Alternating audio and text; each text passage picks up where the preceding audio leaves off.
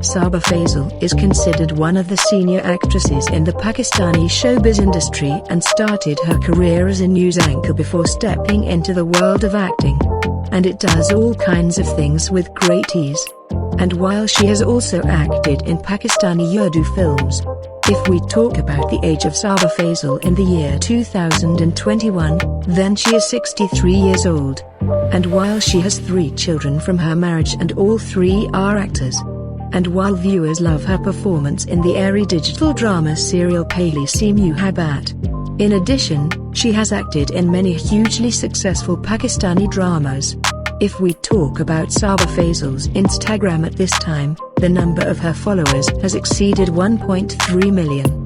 And through her social media account, she also tries to answer the questions asked by the fans immediately. And here we go to tell you that she has also become a grandmother. But she still looks fit and healthy at this age. But in today's article we will see that Saba Faisal participated in Nida Yasir's morning show with her children Saleh Faisal and Sadia Faisal, in which it can be seen that her family was looking very beautiful. And this time she brought her grandson with her to the show. So let's look at some beautiful pictures of this little family.